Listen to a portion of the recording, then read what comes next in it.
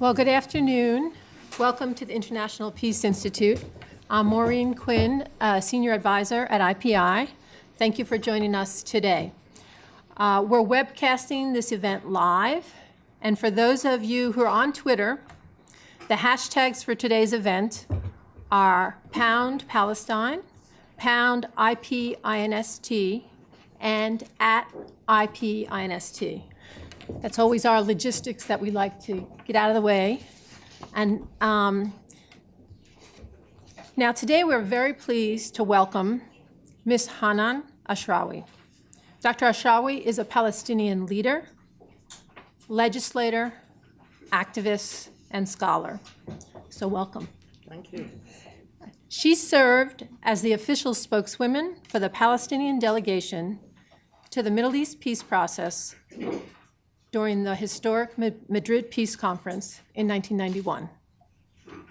In 1996, Dr. Ashrawi was elected to the Palestinian Legislative Council representing Jerusalem, and in 2006 was re-elected on the third way block ticket.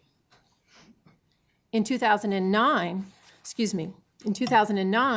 Dr. Ashrawi was elected as a member of the Executive Committee of the Palestine Liberation Organization, making history as the first woman to hold a seat in this executive body. Now, I've been reading Dr. Ashrawi's book, This Side of Peace, in preparation for today. She wrote it, I think, in the 1990s. 94? Yeah, published 95. So I've gotten to know her voice, and her voice is the voice of a very smart Palestinian woman. It is a determined voice. From her early days as an activist at the American University of Beirut, where she earned her bachelor's and master's degrees, to her years as a scholar, earning her doctorate in medieval and comparative literature at the University of Virginia in Charlottesville, Virginia.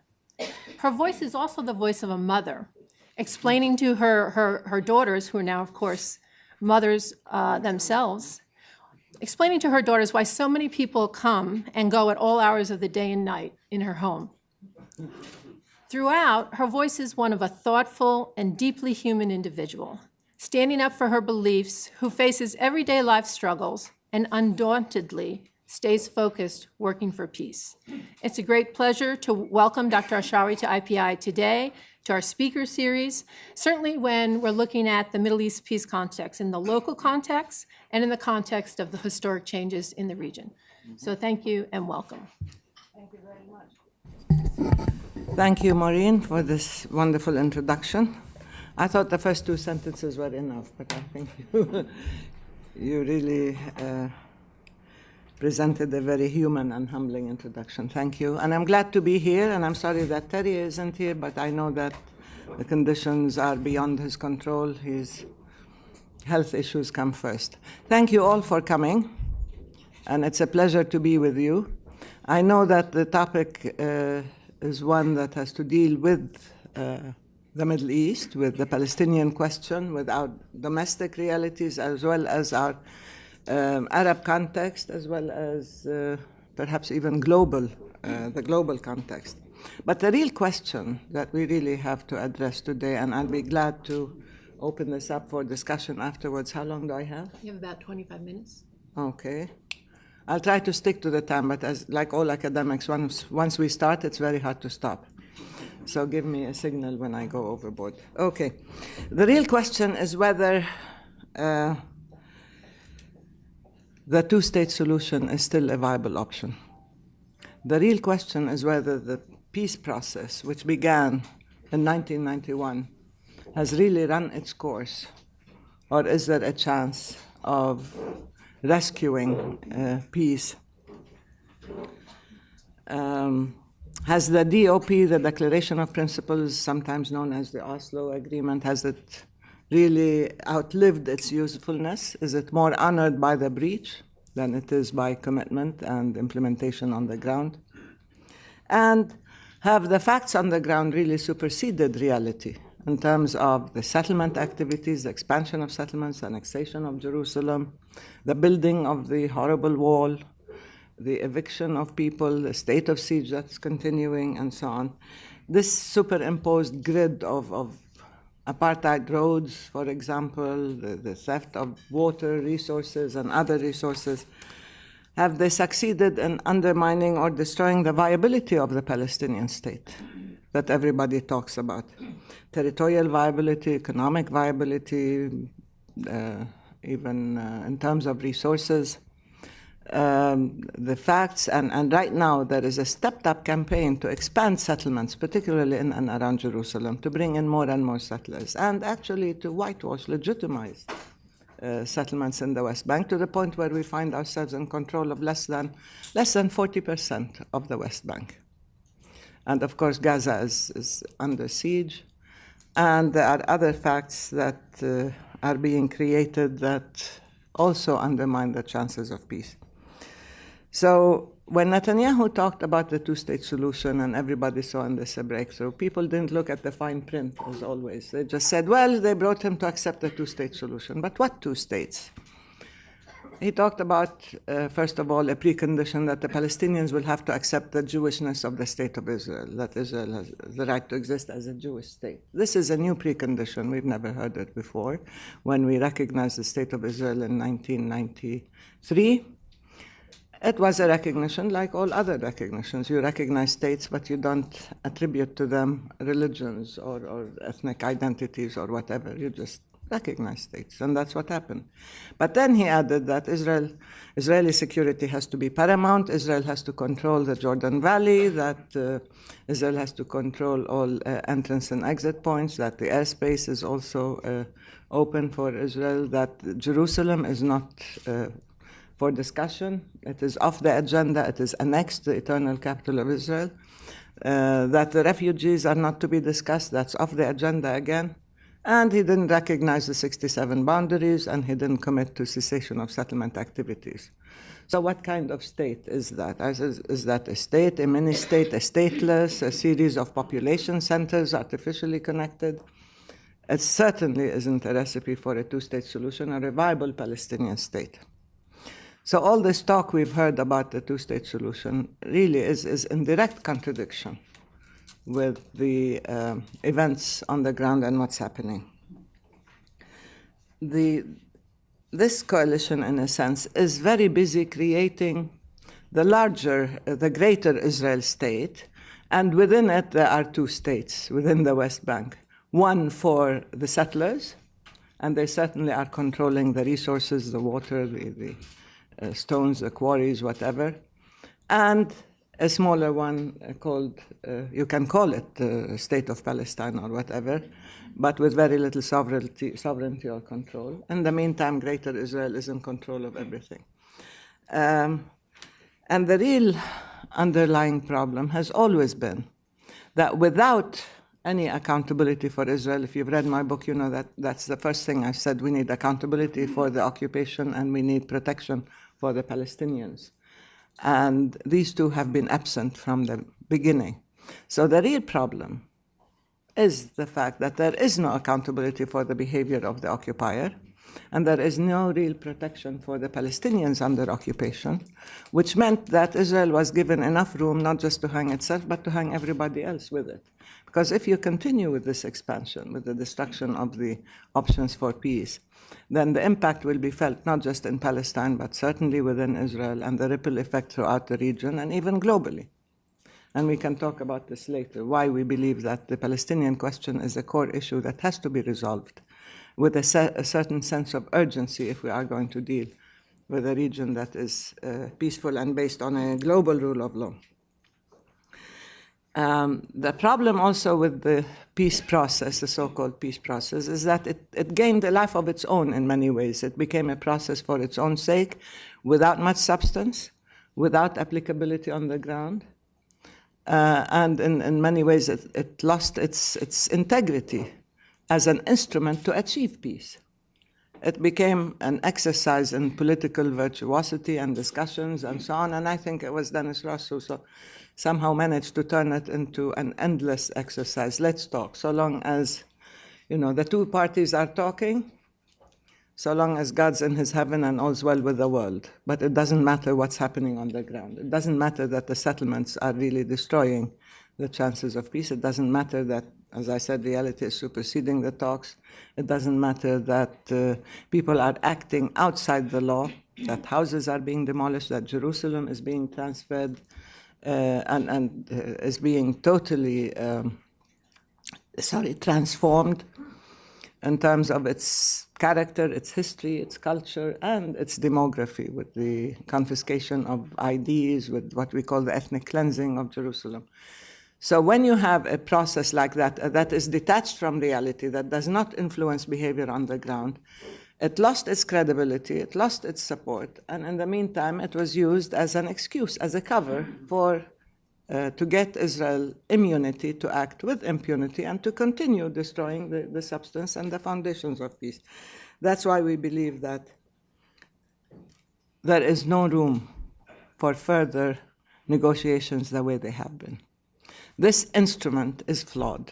If the instrument is flawed, either you fix it or you find an alternative. But you cannot keep doing the same thing over and over and over again, hoping for a different result. Isn't that the sign of insanity? When you lose touch with reality, you keep thinking, let's just talk. Let's talk some more. 21 years we've been talking. And from day one, we were promised. We said we can't go to talks if the settlement process is continuing. You cannot reconcile a settlement process with a peace process. Either one or the other, you have to stop. And James Baker, even before that, Strauss, but James Baker told us very openly, I remember, the only way to stop settlement activities is to negotiate. And every single Secretary of State and President has told us the same thing since then.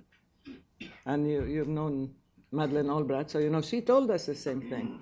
And Hillary Clinton told us the same thing. And before that, Condi Rice told us the same thing. And Warren Christopher and Colin Powell. And we've been hearing this. So it's not something new. We've been saying, how can you reconcile talks with settlements? And how can you hold only one side responsible to adhere to the terms of reference, the 67 boundaries, the two-state solution, 242, 338, and you can't hold the other side accountable? Or you can't bind the other side to international law and the agreements. So instead, the Palestinians, I said, always felt that they were victims of wars and occupation and coercion, and then they began to feel they're victims of a peace process that is ongoing, that provides Israel with a legal cover and with protection, at the same time buys it time to create facts on the ground. We tried all sorts of different types of negotiations so that we won't be called, unilateral or uncooperative or not positive. We tried direct negotiations, bilateral negotiations, multilateral negotiations, indirect negotiations, proximity talks, long-distance talks, and the latest invention, which is exploratory talks, about talks. So I don't think by any stretch of the imagination can you accuse us of being uncooperative when it comes to negotiations. But along with that, we've lost a lot of support, constituency support and public opinion. People are saying, so you should learn the lessons of history. If you've been talking and talking and talking and talking, and all we did was lose more land and more resources and more lives and more rights, when do you draw the proper conclusion that these talks are self-defeating? They are counterproductive. So we're trying to say now we recognize the flawed instrument. We recognize also the problems with such an instrument, including the problem with the sponsors, with the third-party involvement. We recognize that the U.S. certainly, and I will repeat this, I've said this often, by no stretch of the imagination can you ever accuse the U.S. of being even-handed. It hasn't been an even-handed peace broker, and it brought to bear its unique and special alliance with Israel, a strategic relationship with Israel, brought it to bear on the peace talks. And if we have time, we can discuss in specific terms how this translated itself in ways that undermined not just Palestinian rights, but also the standing of the U.S. and also the prospects of peace in the region. This was extremely serious. If you want to be a peace broker, you have to be even-handed. And you have to base this on international law and the rights of both sides, not all sides. The region in itself also needs to see peace.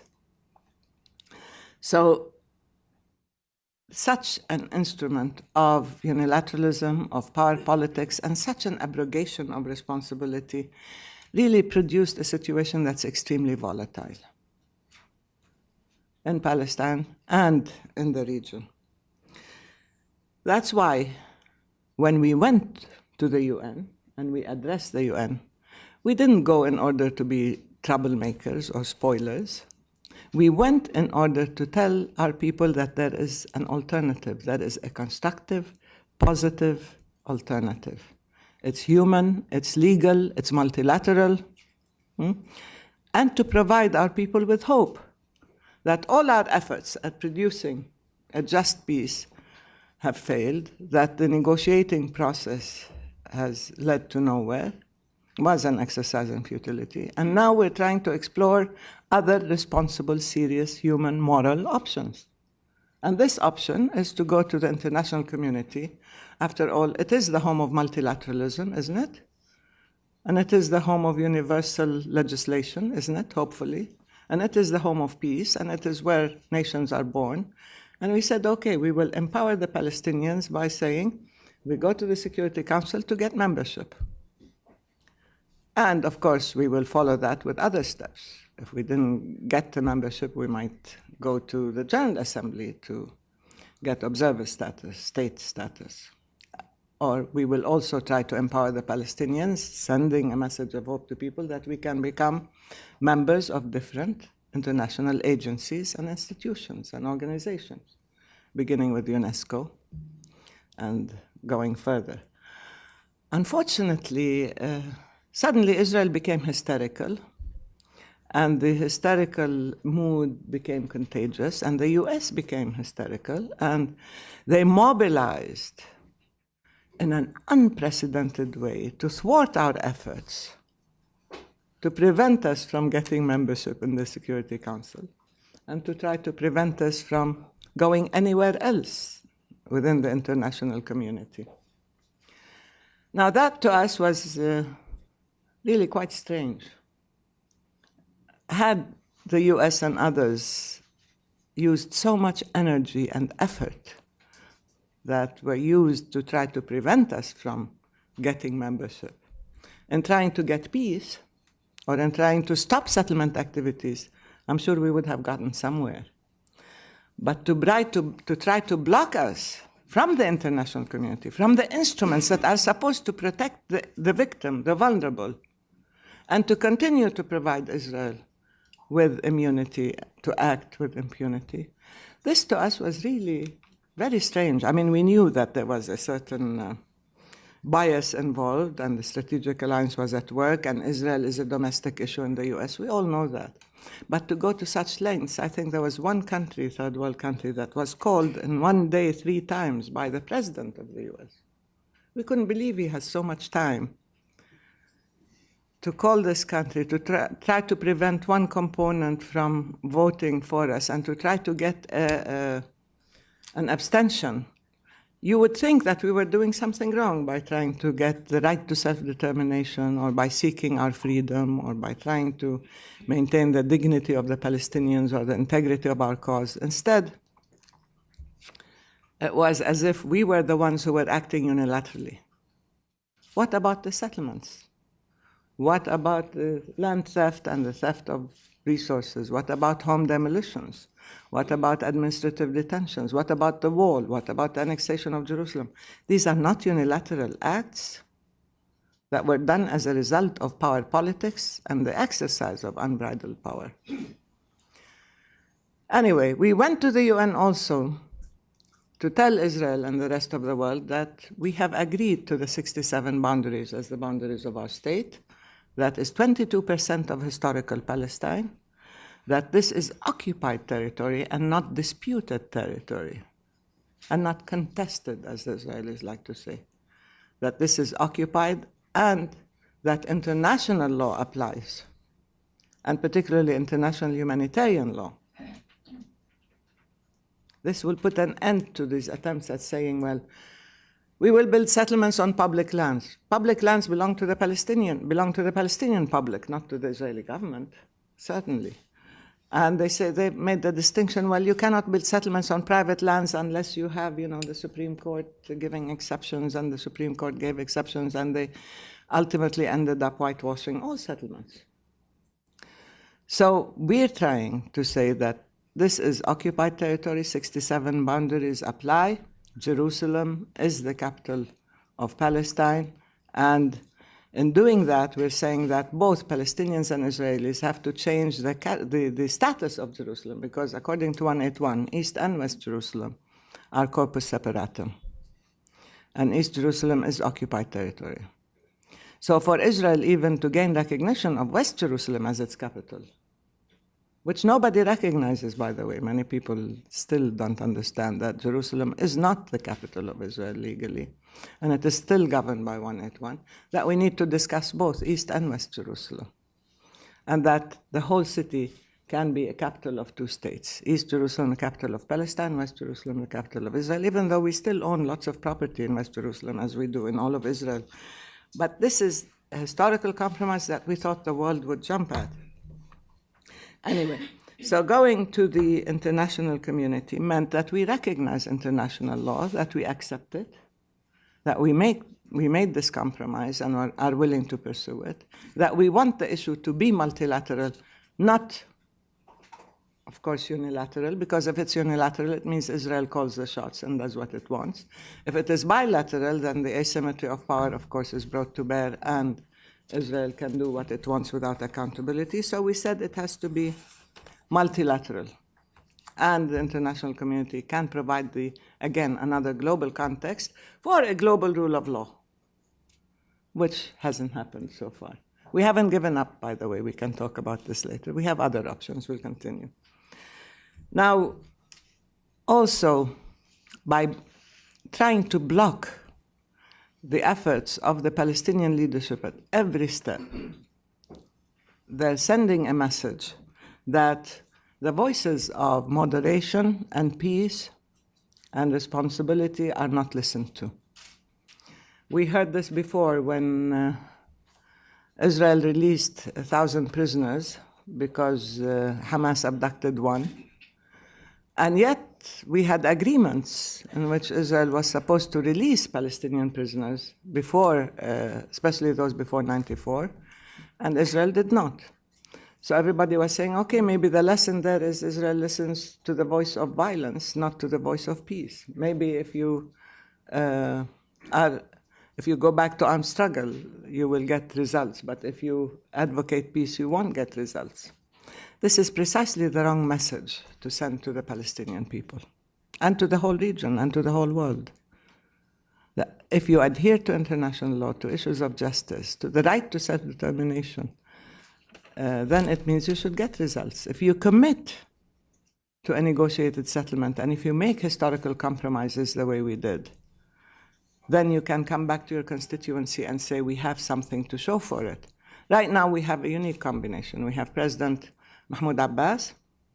Abu Mazen is one of the most transparent leaders I've ever known, and I've known many, not just Palestinian, but everywhere. He has one message to his own people, to the international community, to the Israelis, to everybody. I believe in a negotiated settlement. I don't want armed struggle. I am against violence. Even when he loses support, and he certainly isn't a populist because he tells people what he thinks, not what he thinks they want to hear, but what he thinks they should hear. And he's very open about this.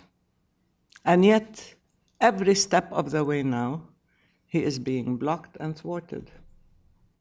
How far can he go? Then we have Salam Fayyad, a prime minister who has worked very hard to build institutions, and he used institution building and nation building as a means towards independence, as a peaceful means towards independence. And even then, he hasn't gotten much of a response, except, he gets a few pats on the back, but the funding isn't forthcoming. And actually, the US Congress is using funding as a means of blackmail and pressure and coercion, which is unacceptable to us. And he's being told, okay, fine, you can build institutions, but you cannot have freedom or sovereignty. And as I said earlier, nation-building efforts can go so far, But under occupation, when you don't have freedom, when you don't control your resources, your land, when you don't have freedom of movement of people or goods, when you have no rights whatsoever, accordance with the law, then how far can you go in institution building? This occupation has not been costly at all. It's been very profitable. Because Israel now is attempting to transform the authority into an administrative unit to deliver services to people, but without much without much power, but with all the responsibility of daily life. And then they're trying to get the international community to fund this occupation, to fund the authority so that the occupation will not have any responsibilities. And yet, the Palestinian leadership has very little power to exercise sovereignty anywhere. Hence, we get to the famous letter.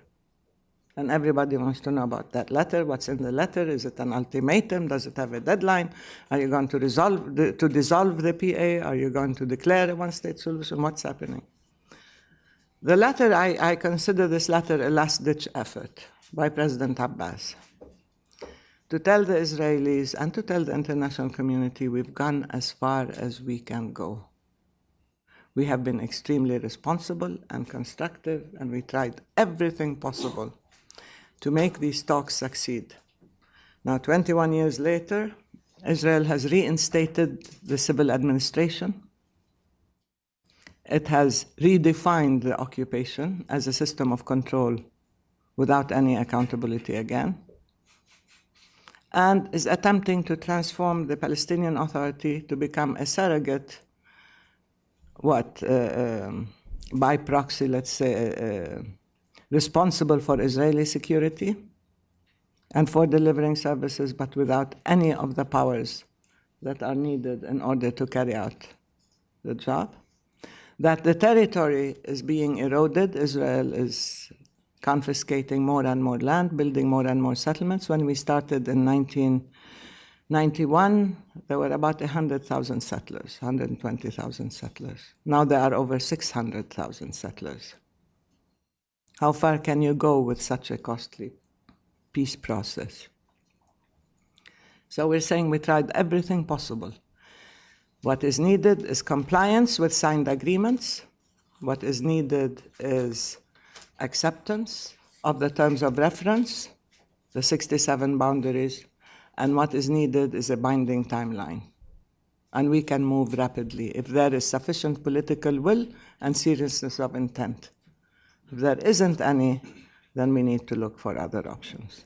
But this is not a sense in which we're saying, okay, we've changed our policy, now we want a one-state solution.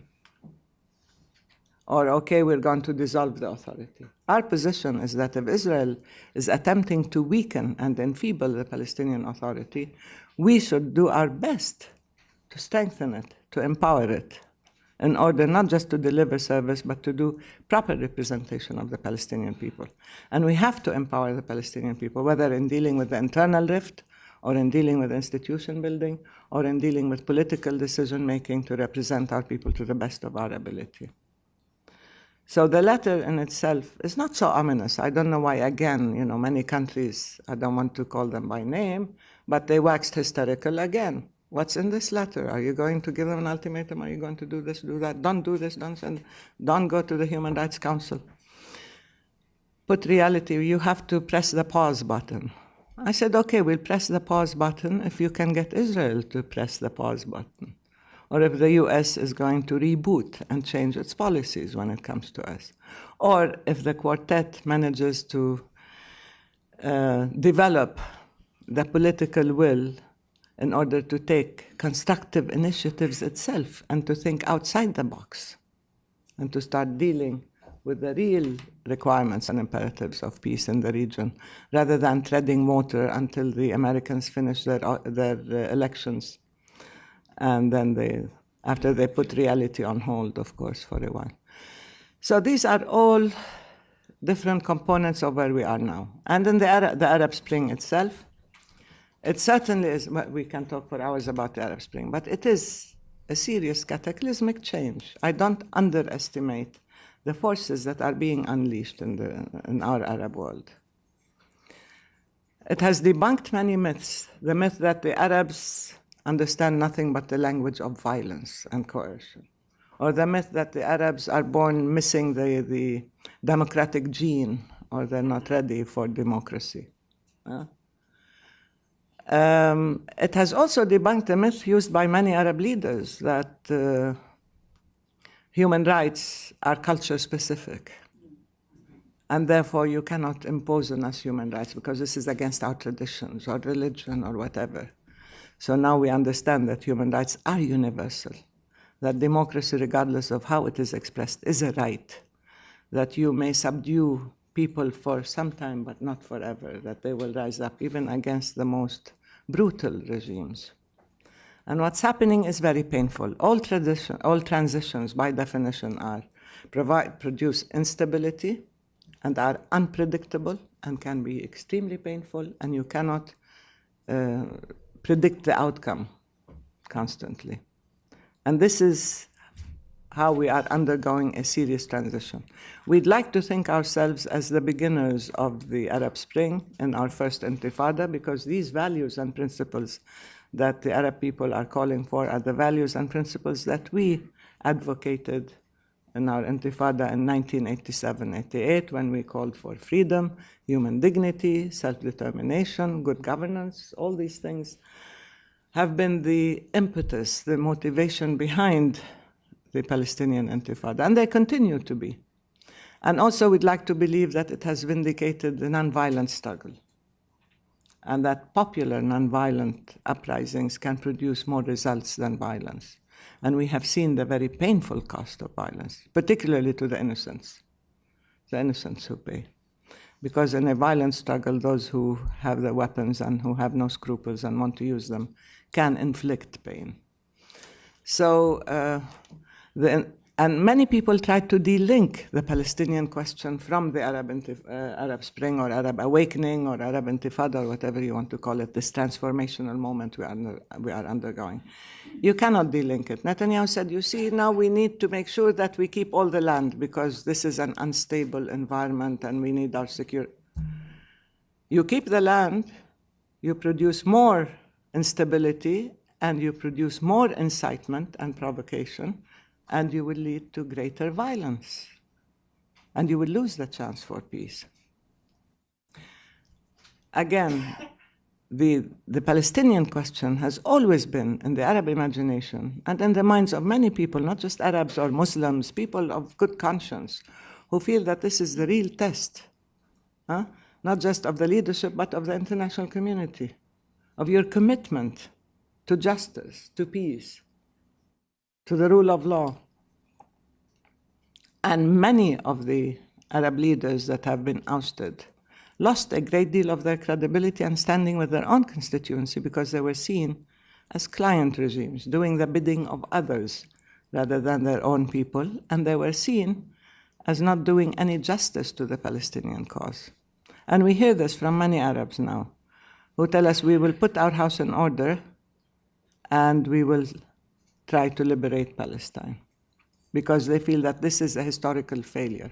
And I can tell you very frankly, because the indignities suffered by the Palestinians and by the ongoing occupation is now coming face to face with the indignity and the call for dignity by the Arab people. And that's why I believe that this is an opportunity that mustn't be missed. There is the Arab Peace Initiative. It is still on the table, but I don't know for how long. I'm not the one to decide. We are not as Palestinians. This was a historical opportunity for Israel to jump at the chance of gaining recognition within the region, and it failed.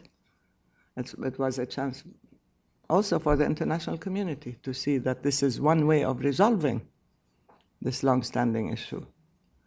But I believe that this isn't going to be an open-ended proposition. Any democratic governments in the region are going to reflect the will of the people, not the instructions of other governments, be they Israeli or American or others. And the will of the people is justice. They want to see freedom for Palestine. They want to see justice in the region. I'll conclude with the three things that Obama used to try to persuade the Israelis that peace is good for them. He mentioned three things. He said, one, there is, of course, regional transformations and the Arab Spring. And they should understand that's not a reason to gain more land, it's a reason to make peace. Two, he said the technical and information revolution and advances in technology, which meant what could be done in secret before can no longer be carried out in secret. And there are networks, and cyberspace is very expansive and open, and people are mobilizing and understanding what Israel is doing to the Palestinians. So, and I'm adding, of course, my interpretation that if anything is isolating and delegitimizing Israel, it's not the Palestinians. It's the actions of the Israeli occupation. And three, he talked about demography. I've always said we don't see ourselves as a demographic threat. We see ourselves as a nation, as a people with an ancient culture, history, identity, living on our land for thousands of years. We're not an accident of history, and we're not a demographic threat to the Israelis. Besides, I think of it as a racist and a sexist approach. Because if you want to have an exclusive sort of state, then you worry about other ethnicities or other religions. But if you are open to democracy, then you accept a democratic, pluralistic, inclusive, tolerant system.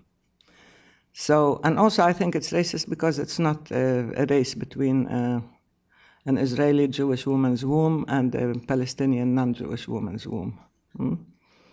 It's not how many children you have. It's a question of rights. It's a question of justice. It's a question of our right to live freely, to live with our own self-determination that Obama said every single Arab should have. Self-determination, dignity, freedom, human dignity. But when it came to the Palestinians, we were decontextualized. They even voted against self-determination for the Palestinians. So this is a crossroads, really. We are at a crossroads. Is there the political will? Is there the courage, the backbone, the foresight to take the right decisions now decisively? Or are we going to allow this current dynamic to run its course and to destroy the chances of peace for a long time in the region? And when that is destroyed, you have nothing to look forward to but more extremism and more violence, and the ripple effect will be felt everywhere. Thank you.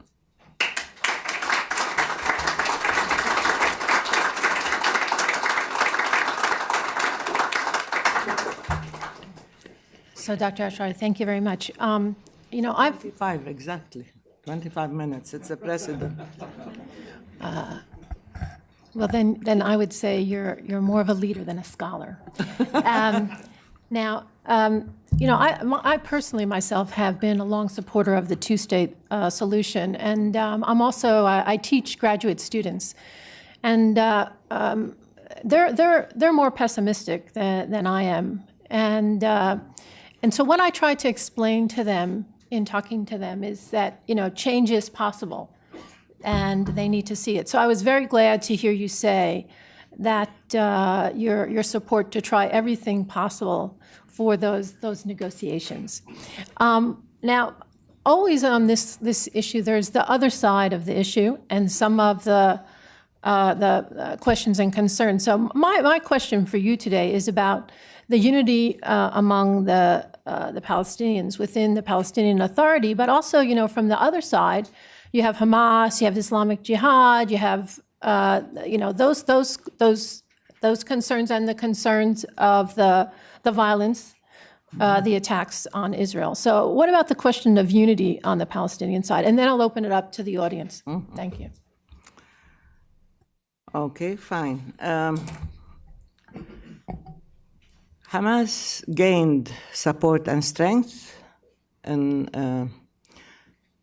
direct reaction to the the lack of progress and the loss of support and strength by the, let's say, the peaceful camp, the national or moderate camp. When we went to negotiations, Hamas was less than 10. Actually, there was no Hamas. Hamas started in late 87, early 88. as an offshoot of the Muslim Brotherhood. And it was never a majority in Palestine. It was a small minority. But the more time that went by and the less progress we had in negotiations or peacemaking, the stronger Hamas became. The more ideology and violence were used against the Palestinian people, the more that supported voices of ideology and violence in our part of the world. They did not emerge from a vacuum. And during elections, there were many reasons why they won elections in 96. One is, of course, they got the protest vote. They got the angry vote. They got the revenge vote also, because there were many people from Fatah who voted for Hamas because they were unhappy with Fatah. Not in 96, 2006. In 2006, sorry. In 96, no, Hamas wasn't in the elections. No.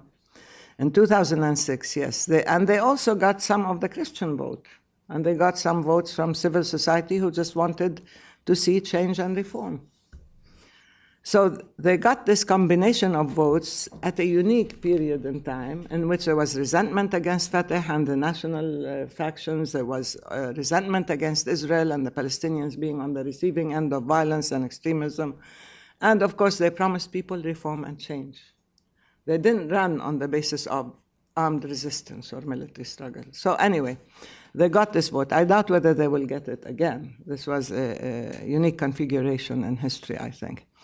Now, we believe that Hamas is part of a pluralistic system. It is not an outsider. It is part of the Palestinian political terrain or geography and has the right to be. It cannot be an alternative to the PLO. We believe it cannot be a replacement or a substitute for the national system, but it can be part of the national system. That's our attitude. And the only way to do that and to repair our system is to have elections.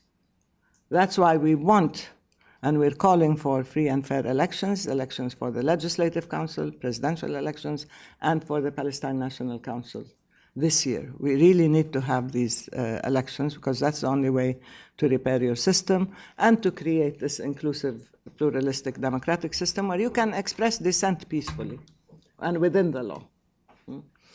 It's the same privilege that many other countries have, where you have in Israel extremists, even more extreme than Hamas elements, who do not recognize the Palestinians at all, who advocate transfer, who come out. You have in this coalition people who say that we have no right to exist, or people who advocate expulsion of the Palestinians. And we're not saying, therefore that delegitimizes everybody and everything. We're saying, they're within the system, they were elected, they're within a government coalition. We don't like them much, we don't like their ideology, but they're there. So this is the same with Hamas. They're not as extreme as many of the people we hear and see in Israel, but still, they are now actually much more moderate politically in their political agenda than people think. I don't know if you've been following the progression of Hamas political statements and development. They've accepted the two-state solution. They call it interim, but they did accept this. They accepted that the PLO and President Abbas should carry out negotiations, yes. And they accepted 67, provided we have complete sovereignty and, of course, the right of the refugees. So they have provisions there. They're changing. To me, my main struggle with Hamas is not the political agenda, because everybody is talking about Hamas's political agenda or violence. And even though Hamas has been faithfully upholding the ceasefire or tahdi'ah since 2009, and they've actually used force to stop others from using violence against Israel. What started recently was the fact that Israel decided to resume its assassination policy, and they targeted a few leaders, and particularly Al-Qaisi, and they assassinated him, knowing that this is a push-button politics. You start assassinating people from the sky, you're going to have reactions. So we're not thinking of violence as a one-way thing. I think the occupation is one of the most violent systems of control ever created. And if you haven't been to the West Bank, you don't know that there is a daily use of violence against Palestinians, daily. But it doesn't make the news because the victims are Palestinians, frankly speaking. there are settler violence is on the rampage. We call it a reign of terror in the West Bank, particularly in isolated areas and villages and rural areas and so on. So when you have an occupying force using violence nonstop without any intervention or accountability, it's okay. People say that everything's quiet. The only time people talk about violence is if Hamas or Islamic Jihad or any Palestinian organization does something against an Israeli or uses these homemade pipes, rockets against southern Israel, then, it becomes tragic and the whole world pays attention. But the fact is, inherent in the situation of occupation is an ongoing situation, an ongoing condition of violence. It is a violence and a violation that is self-perpetuating, that is continuing without any checks. But the internal rift has to be healed. As I said, we've agreed to have elections, we've agreed to have a government, we don't call it of national unity, but a government that has the acceptance of all the political factions and parties and movements. But it will be a government of independence, of independent professionals, whose job is to provide services, but to prepare for elections and to implement the reconstruction of Gaza. These are the only two jobs that this government has to carry out. The PLO continues to be the political address and the representative of the Palestinian people everywhere, so any negotiations will be with the PLO and not with the government. No government has ever carried out negotiations in Palestine or represented Palestinians politically. It's always been the PLO. So when they tell you we don't want to talk to Hamas, nobody's asking you to talk to Hamas. And so I don't like to talk to Lieberman, for example, but nobody's asking me anyway. Or I don't want to talk to Shas, or Vada Yosef, or Lau, or any of these guys, and even those who believe that women should sit in the back of the bus or have separate public transport. But anyway, that's their problem there. Still, it's not easy. Unification is not easy because it has to be reconciliation on a basis of respect of the law and democracy and respect of differences of opinion within the law. And there has been a situation in Gaza that has created certain centers of privilege and power and money and so on, and it's not easy to relinquish all those for the sake of national unity. But the irony of it all is that the US used this as an excuse, the division, not to recognize Palestinian statehood. And they said, we're not ready for statehood because we are divided. And the moment we said we're going to reconcile, they said, don't you dare, because you can't have Hamas in the government. So damned if you do, damned if you don't. It's a catch-22 situation, but reconciliation is a requirement for us, for internal empowerment, and we're going to proceed. And one last irony, it reminds me of the Israelis saying that we're not ready for statehood because our economy depends on external assistance and is not as strong as it should be in order to have a state. So we're saying, well, remove the occupation, remove the siege, remove the few hundred checkpoints, stop stealing our water and our land, and you will see what kind of a vibrant economy we will have. So I'm sure we have questions from the audience. We'll probably take a couple at a time. So I'll start over here in the back and then on the left. Yes. Yeah, thank you very much. My name is Masood Haider. I represent Daily Dawn of Pakistan. I just want to know, Masood Haider. I didn't hear your name, I'm sorry. Masood Haider, Daily Dawn of Pakistan.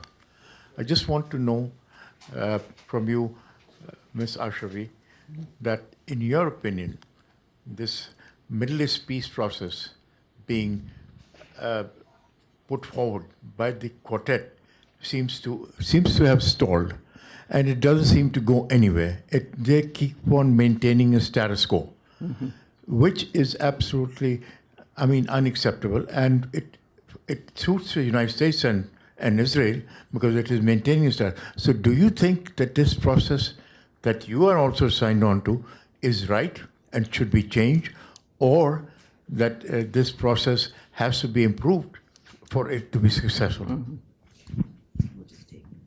Over here. Okay. It was in. Thank you. Rob Jenkins, Ralph Bunche Institute, City University of New York. Thank you for your talk.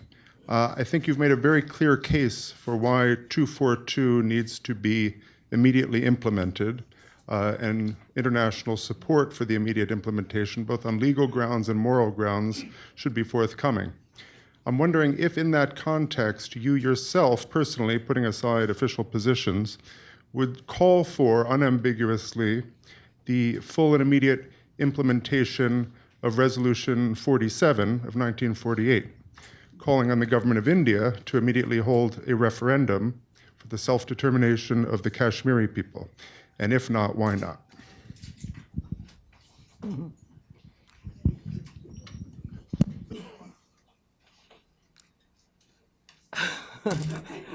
Frankly speaking, it's the first time I hear this parallel or analogy. But look, self-determination is a right. It should not even be subject to a vote. When the international community, when the General Assembly voted on Palestinian self-determination, we got 186 votes, 84 or 86? 182. Okay, we had 182 votes. We were amazed that it wasn't unanimous. I think it was the US, Canada, Israel, and Marshall Islands, and Micronesia, as usual, who voted against. But, I mean, you're not supposed to vote against a principle. It's a right inherent for all people. So we were amazed that there are people who give themselves the right to vote against it. It just doesn't make sense. It's like saying, you know, I'm going to vote against freedom for people, or I'm going to vote against justice for anybody. It's just a right, and it is enshrined in international law and in the UN Charter, actually. And it is in what article? I forgot. Anyway, I was told, but I forgot. So that right to self-determination is something. So all other resolutions that pertain to the right to self-determination is something that should be respected. That's all I'm saying, whether it's India, Kashmir, Palestine, anywhere else. We don't take positions on the basis of political expediency. We take it on the basis of principle. And yes, 242 should be implemented, but people should remember that the preamble to 242 was the inadmissibility of the acquisition of territory by war, right? And that's the governing principle that we adhere to. Not, you know, you can be a little bit pregnant, but if you have stolen land, land theft is unacceptable, regardless of how much. It's not, it's okay if you steal less, but, you know. So that's the thing. When in 1988, the PNC, the Palestine National Council, accepted 181 and the principle of the division of Palestine, which we hadn't accepted till then. And then when we went to negotiations in 1991, it was a lot of painstaking debate and discussions, and very painful discussions in Palestine to accept the division and then to accept the 67 boundaries.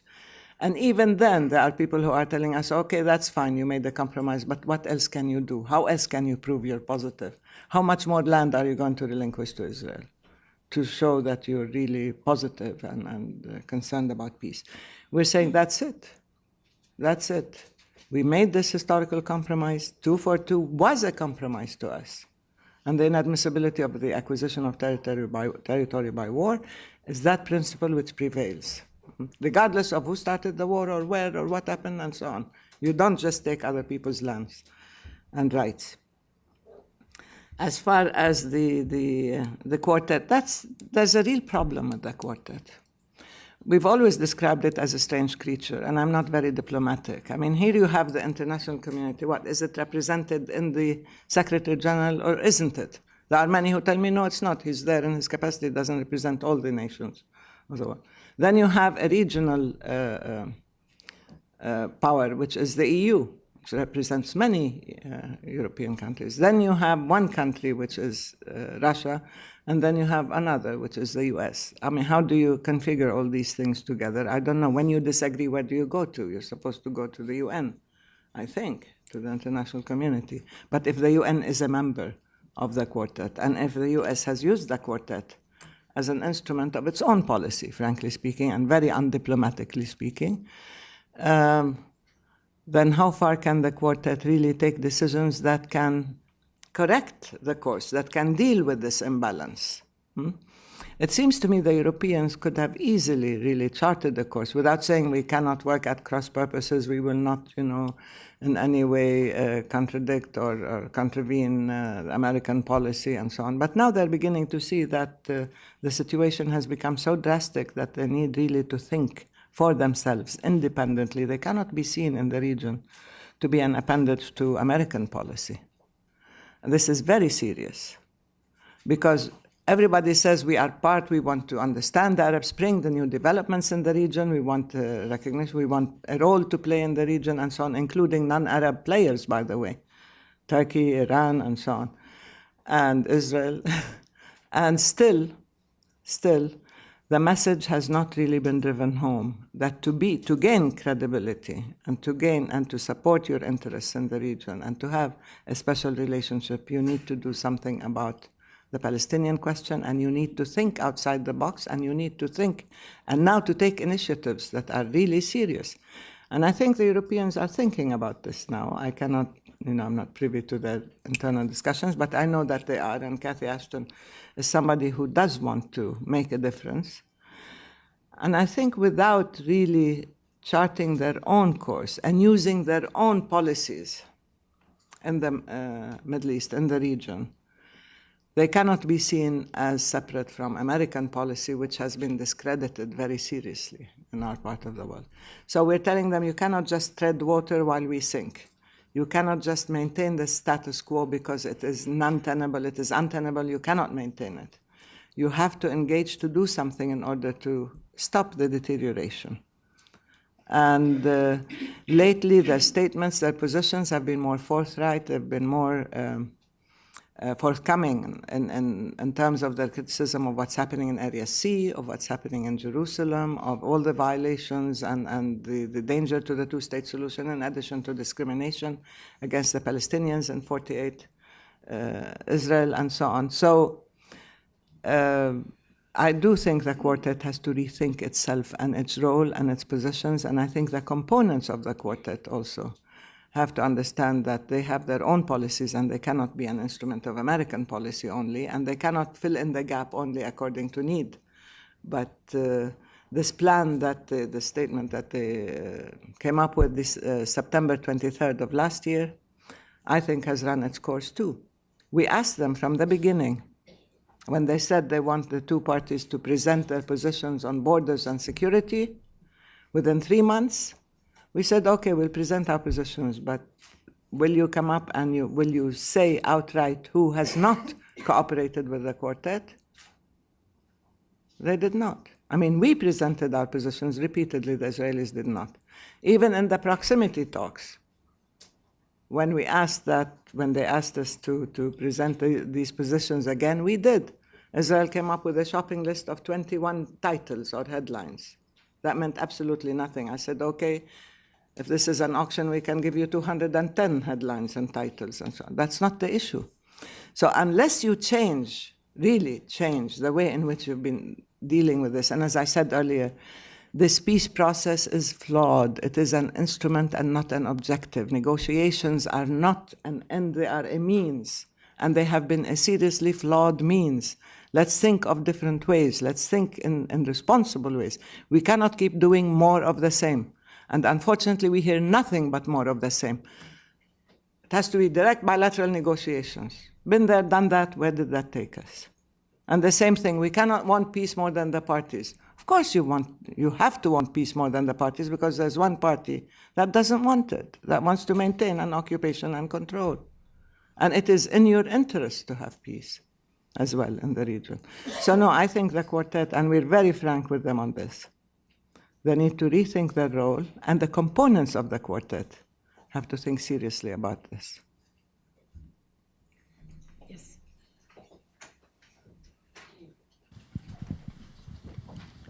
Thank you. Thank you, Dr. Ashrawi. It's wonderful to have you here. One of the things that happened in those last minutes... Could you just introduce yourself, Sure, please? sorry about that. Joseph Donnelly, Caritas.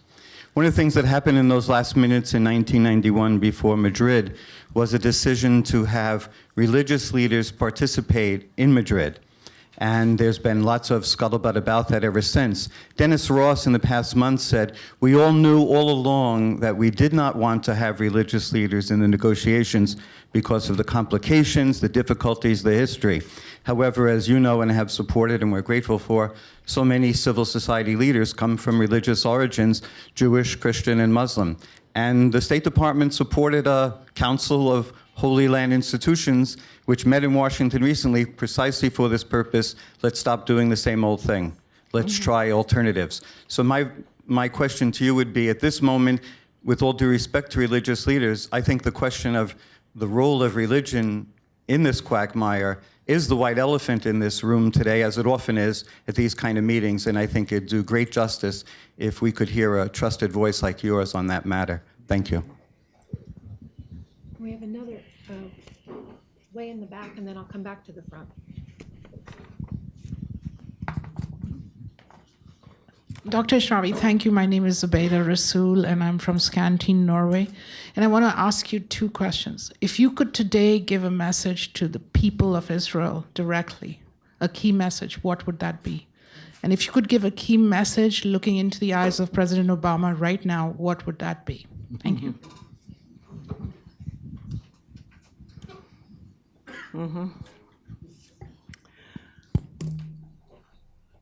Very important questions. Not easy to answer. Unfortunately, in our part of the world, and I don't even call it a conflict because it's a situation of occupier and occupied. It's not two equal countries sort of in a border dispute or something. But it has generated great instability, conflict, and violence. So we've always said, yes, religion has to be used constructively, but not destructively. Unfortunately, religion has always been used in a destructive way by those who are extremist elements and who claim the Bible as a blueprint for geopolitical decisions. This is a serious problem, not just in Palestine, Israel, extremism everywhere. The evangelicals in the States, they take this Bible and they tell you that as a result, we have to give blind support to Israel, and many of them even ignore the original Christians.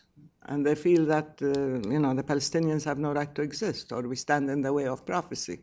And when we tell them, we are the oldest Christian tradition in the world, and the inheritance of the longest Christian tradition, they somehow want to dismiss that. And unfortunately, that has had very serious ramifications by hardening positions.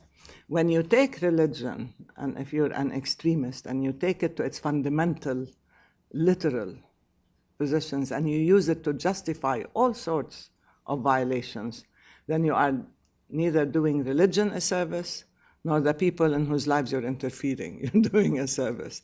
So religion should be a moral code, I believe, in our part of the world. And we should have religious leaders, not who think that the other should be totally destroyed, or that you have a mandate from God to do whatever you want because you're superior to everybody else, or that you have absolutist rights, and therefore when you have an ideology that is based on absolutism, then you cannot compromise because you're absolutely right, everybody else is absolutely wrong, and you can destroy your opponent.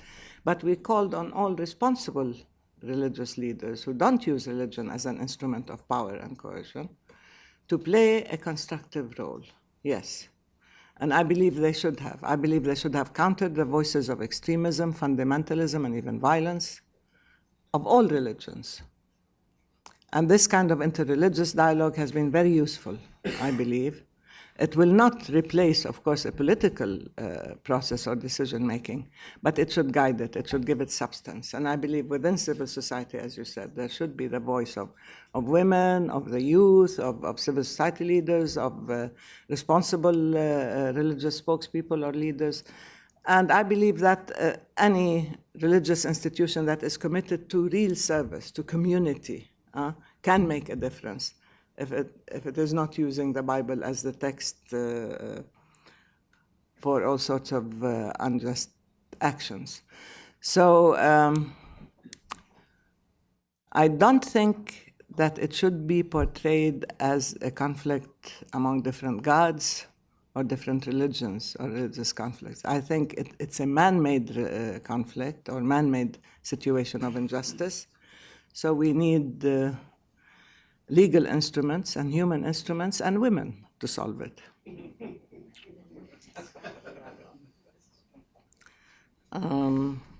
I think these are the two. What would you say? Oh, the white elephant in the room. Oh, what would I say to people in this room? I think we need people who can stand up and speak out and who will understand that this is really the I don't want to be the voice of doom, but we are reaching the end of the prospects for peace in our part of the world. We are.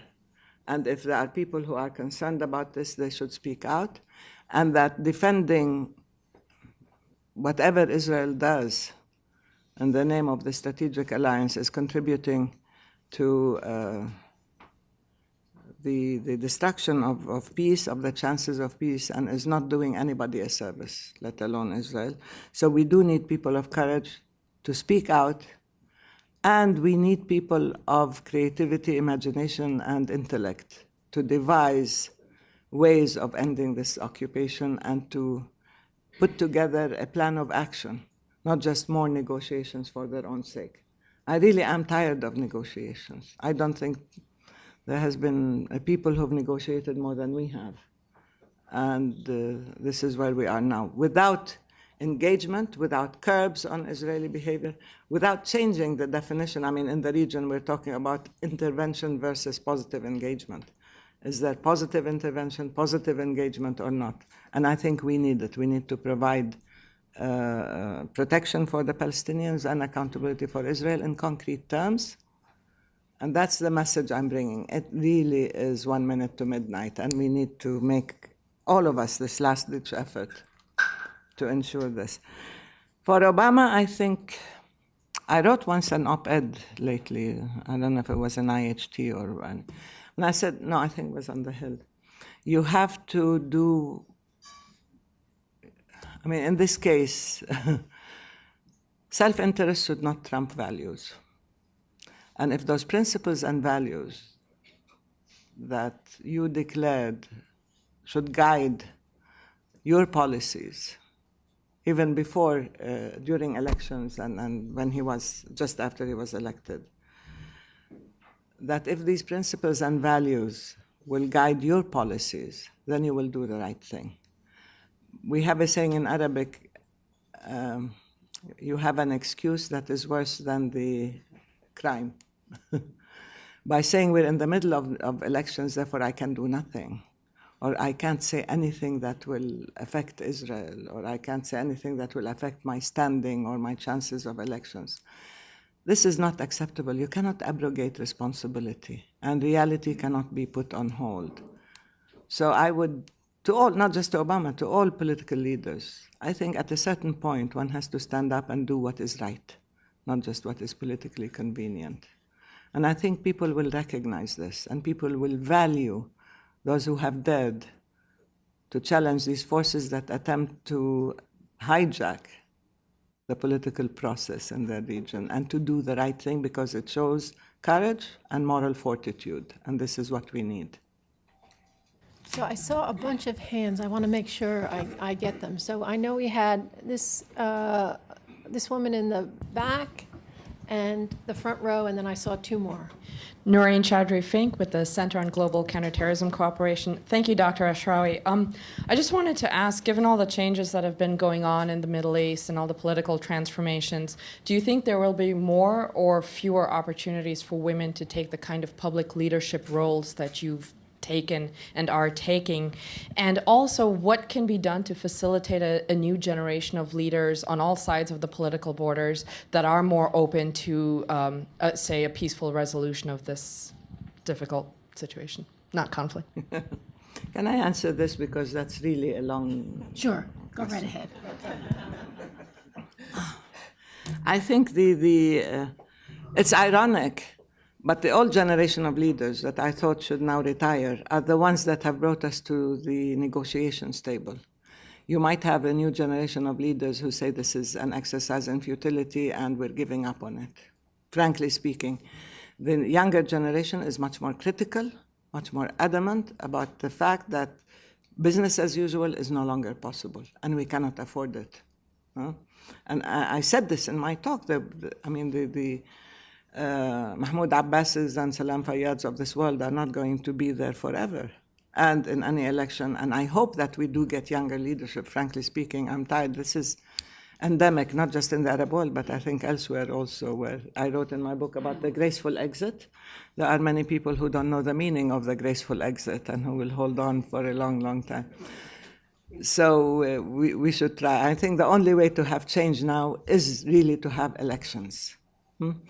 My problem with the Arab world, and I've talked about this further, is that the young and the women and the forces of reform and revolution and intifada and so on are not they were very good at social networking, at mobilization, at bringing down regimes, but they weren't very good at organization and creating a foundation and a base in order to take over. So you could bring down a system, but you don't have on the ground the organizational principle of using the only instrument that is still available to us to get into power, which is elections. So what happened in Egypt, what happened in Tunisia is that it's not the people who brought down the regime that took over. It's the people who were organized, who had their institutions and who had the numbers and who brought out the vote. And they took over. So it seems to me this is a lesson also for the young. We had a meeting in Beirut, I think, and we met with many of the young leaders and so on in the Arab world. Many of them said, we're fed up with the party system, we're fed up with the I said, you can call it a club, call it whatever you want, but you need a principle of organization and you need to be able to bring out the vote. We don't have any other mechanism to take over. The Arab world has had its share of coups d'etats. That's not what you need to be able to challenge the system through the election process, and that's the only way you can really bring about change after these regimes have crumbled, because they've created really solid centralized systems. Once they crumble, whatever is left is either the religious institution or the military institution. And it's civil society, the youth, the women, the reformers, the democratic forces, these are the ones that end up being shortchanged in the process. And among them, the women, which leads me to the women.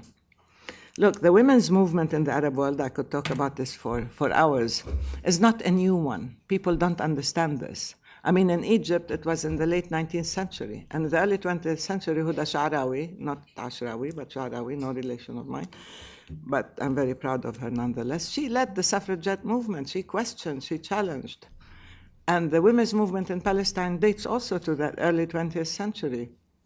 It was, of course, urban, middle-class, educated women that had their own institutions and organizations, but they were very, very active. And I've quoted also my father, who was working with the women's movement, who said women have the right to be equal by right, not as a concession or a condescending gift from the men.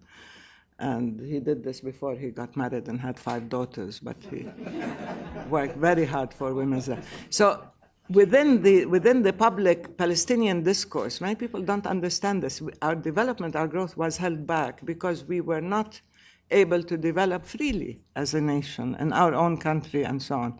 So we have Palestinian exiles and refugees, we have Palestinians in Israel, and we have Palestinians in the West Bank and Gaza, and we have, and our development has really been severely curtailed. But the modern Palestinian women's movement started in the 70s with the gender agenda, with the coalition of women's organizations and so on, and we've been active ever since. The fact that I was elected and why we think it's important, it's because the women mutinied. Usually the PLO leadership, the executive committee, is a result of an agreement by the different factions and parties. in closed rooms, behind closed doors, smoke-filled rooms. They come out and they say, these are the names we agreed to, and the National Council sort of agrees with them. This time the women said no. I don't know, were you there, Riyadh? The women said no. Thank you. I didn't have a campaign. I was surprised by the fact that they asked me to run. It was right there on the spot. The women said, we don't accept this. We want a woman, and she will represent all of us. And regardless of factional or party politics, they voted for me. I wouldn't have won if the young and the women and the reformers hadn't voted for me, because the majority in the room were Fatah, of course, and I'm an independent. So, and the Fatah candidates did not include me, the same way as all other factions did not have a woman. But this came as a result of lots of hard work and a strong women's movement that was at the forefront of the struggle all the time. But whenever we had some rewards to be gained or fruits to be reaped, then the women were told, you can go back to the kitchen now. This is a serious business of political decision-making. Women didn't always agree with that. So we have a very inclusive, active, critical women's movement.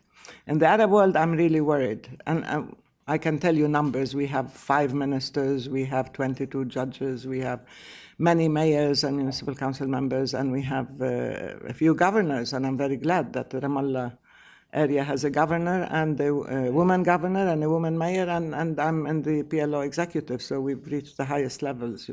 But it's not tokenism, and it's not a result of symbolic appointment. It's a result of a struggle and support. And I think we need to go more beyond that, because we still are a patriarchal, male-dominated, generally traditional tribal society. And traditions and religion are always used to try to prevent women or to justify discrimination against women. We have to fight against such abuse of religion and wrong use of tradition. In the Arab world, I'm worried because the forces that have come into power now in governments, even though they promised, look, Tunisia was among the first countries to legislate women's rights in ways that were acceptable, and we were using it as a model for our struggle to prevent, for example, polygamy, to counter honor killings, things like that, or mitigating circumstances for killing of women and so on. There are certain statements now being made by political religious parties that are not very comfortable to women, to put it mildly. We believe that some of these advances and gains are in jeopardy now, and the women need to mobilize. And I think women within Tunisia, within Egypt, it's a tragedy that in Egypt, in the parliament, you have 5 women only. 5, I think, right?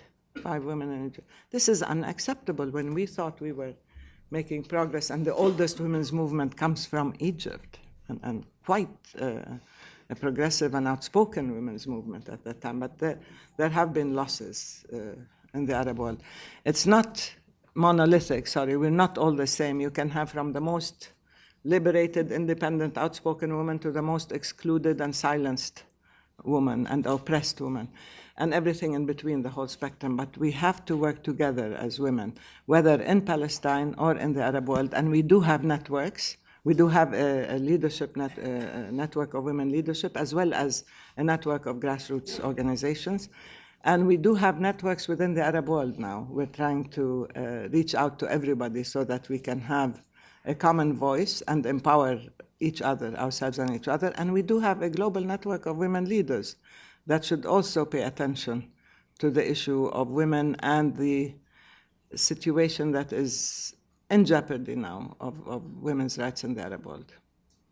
So just to let a little bit more audience participation, I'm going to ask for 3 questions this time. Now I'm going to make it harder for you, but I'm going to ask that your questions be brief, and I'm going to start this. You in the front.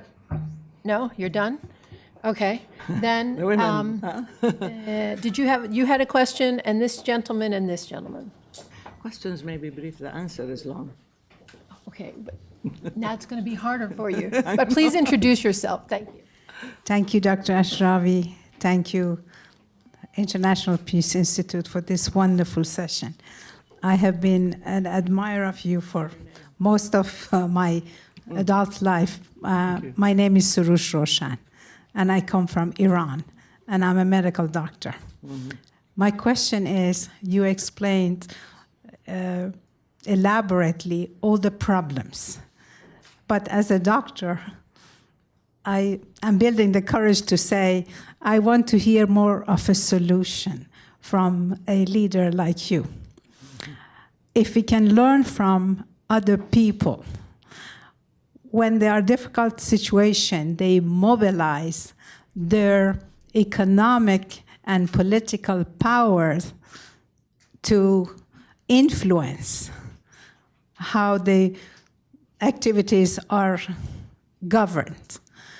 Why the Middle Eastern people, Arab people, countries who are in support of peace and in support of justice and equality, and the people of your country or friends of your country who are in Western countries and Europe, why they don't use their power to influence the international community. Okay, thank you. And I wanted to get you in the front and the one in the back, and that's it. Hello, thank you. William Verdone. I'm a board member of a women's college in University of Rajasthan. I'm also a director of African Views organization. In keeping with the thread of women and women's empowerment, what would, and this is maybe something of a revisionism, but what would negotiations be today with the Golda Meir in power in Israel? Thank you. Well, okay, because you've been waiting quite a long time, and then, can you take the floor? Or three, is it? Okay. I want to thank you first for an excellent presentation. My question is very simple. And could you introduce yourself, please? Thank you. Yes, my question is very simple. It's, if the Rauf Abdel Kader from the U.S. Federation for Middle East Peace. You said that we are, all of us want two-state for the Palestinian resolution. What about the settler in the other part of the Palestinian? Do you think that will resolve the Palestinian problem? While we having the settler in the Palestinian side, is that going to resolve the Palestinian problem? Thank you. In the West Bank, you mean? You're talking about settlers in the West Bank. Correct. Look, to us, all settlements are illegal. In accordance with the Fourth Geneva Convention and with international law, settlements are illegal. So I believe any solution has to devise ways of dismantling the settlements and of restoring the land to their original owners. And Israel should take back its settlers within Israel. They cannot settle other people's lands. Now, this is a legal and human position that we have. There are some who talk about land swaps, some who talk about keeping settlers there, some who talk about different ways of dealing with the settlers. Now, if they have different solutions, they should present them. But if you maintain the settlements as they are now, there is no way in which you can have a viable territorially contiguent land in the West Bank. If you look at the three major settlements clusters, if you go back north to Ariel in the middle, the Ma'ale Adumim cluster, and south the Gush Etzion clusters, these really fragment the West Bank and make it impossible to work as a contiguent state and as a viable state. So there have to be very serious decisions, and we have seen how even when it comes to small outposts, they try to find ways of maintaining these outposts, of giving them legitimacy, of trying to, and it becomes a matter of tremendous discussion and debate and angst in Israel when it's a handful of people in an illegal outpost. So how are they going to deal with huge settlements that they have designated as cities in the West Bank, and they've given them financial privileges, inducements, territory, resources, and land? This is going to be a major, major obstacle. And unless people deal with it seriously and from the beginning, they're going to scuttle any chances of peace with the settlements. Now, to us in Palestine, we do not discriminate against Muslims, Christians, Jews, Buddhists, atheists, whatever. I don't believe you should define people according to their religion or lack of. It's a personal issue. So if there are people who want to live in Palestine as individuals, we will not discriminate. According to our laws of immigration and naturalization, we will not discriminate against anybody on the basis of religion. That I can guarantee you. Okay. You had women, another question on, I think, in Dear Gaza, yeah. right? What would the negotiations be with Golda Meir in power? There would be no negotiations. Golda Meir was in charge of the most pervasive assassination policy in Israel after Black September. I'm sure you don't remember. And she's the one who said that the Palestinian people don't exist. So just being a woman doesn't mean you're a peacemaker. You have to be true to your gender. If you are a woman, then you have to understand, you have to think in terms of your own gender and gender politics. And I don't think she wanted negotiations at all.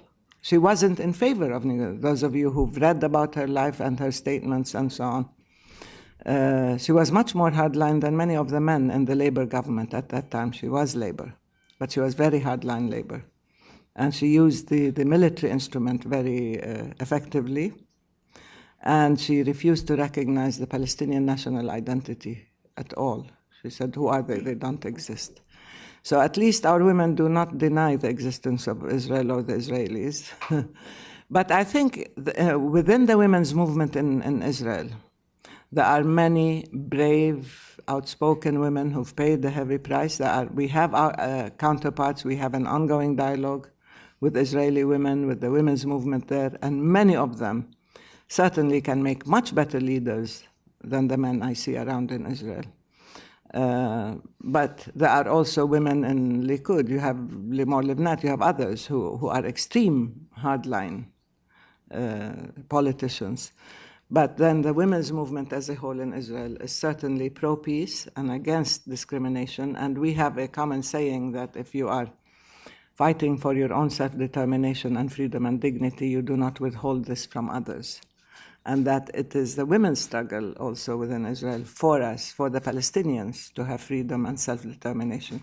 So the exceptions within the system prove the rule, that they're not the rule themselves.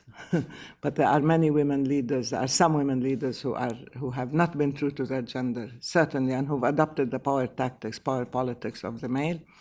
And military societies that glorify the military and give it so much privilege and attention and value, generally are not gender-friendly to women. In the same way as traditional society and patriarchal societies are not very friendly to women. So we have a joint struggle there, and we know it. I think it was about solution. I wish I had a solution. I wish I could wave a magic wand and say, okay, all the settlers and settlements are going to go back in Israel.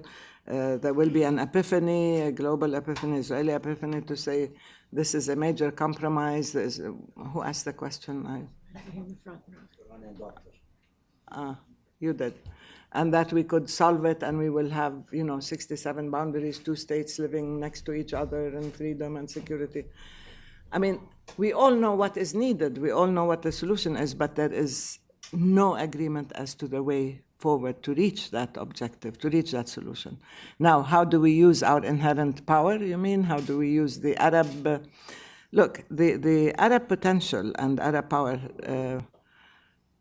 have been confiscated for a long time, in the same way as the Arab will has been confiscated. Perhaps this corrective move will begin to show that the Arabs will use their potential and their capabilities in the service of Palestine rather than using it as an excuse to prevent any kind of democracy or respect for human rights or accountability in their own countries. So they have to do themselves justice in order to do us justice. And I think that the future is brighter for the Arab world, certainly. And as I said, the indignity done to Palestine is a joint Arab indignity. Maybe in calling for Arab dignity, that alleviation of the suffering of the Palestinians will become more possible by the Arab world. As I said, the Arab Peace Initiative is there. It still hasn't disappeared, but it hasn't really materialized into a practical, implementable policy by anybody. And if the Arabs use their resources effectively, they can easily influence decision-making everywhere in the world. But the insecurity of the regimes quite often prevents that. Why don't the Arabs and the expatriates, you mean, the Arab expats and Palestinian expats and Muslim expats and so on, why don't they form lobby groups? I think they're beginning to learn the game, but they haven't learned it yet.